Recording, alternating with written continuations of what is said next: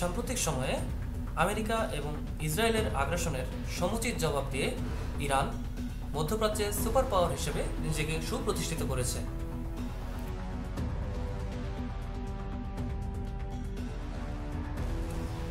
Global fire পাওয়ার 2025-এর হিসাব অনুযায়ী ইরানের হাতে সৈন্য সংখ্যা 6,10,000, প্যারামিলিটারি ফোর্স 2.5 লাখের উপর এবং রিজার্ভ ফোর্স 3.5 লাখ।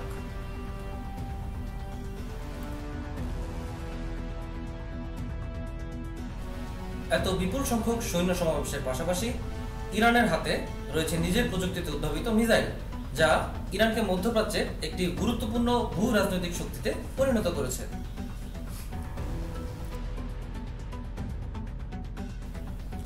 আমেরিকান ইন্টেলিজেন্সের হিসেব অনুযায়ী ইরানের কাছে প্রায় 3,000 ব্যালিস্টিক মিসাইল রয়েছে, যেগুলোর প্রায় অধিকাংশই ইসরায়েলে হামলা করতে সক্ষম।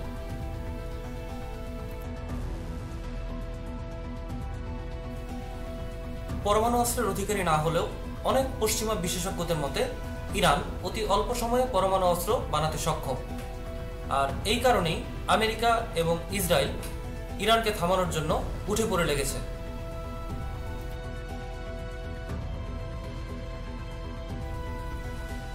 কিন্তু ইরানকে যে সহজে থামানো যাবে না, সেটা বিগত কয়েকদিনের ইরান ইসরায়েল যুদ্ধেই প্রমাণিত হয়ে গেছে। ইরান মোক্ষম জবাব দিতে সবসময় প্রস্তুত, এই বার্তাটাই আমেরিকাকে চিন্তিত করে তুলেছে।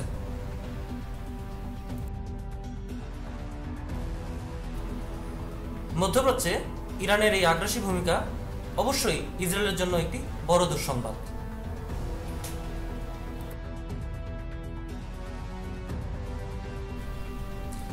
কতিপয় মুসলিম দেশগুলো ইসরায়েলের সাথে মানিয়ে চলার যে নীতি গ্রহণ করেছে, ইরান তার বিপরীতে গিয়ে মধ্যপ্রাচ্যে যে আগ্রাসী ভূমিকা পালন করছে, তা অন্যান্য অনেক মুসলিম দেশের জন্য দৃষ্টান্ত হয়ে থাকবে।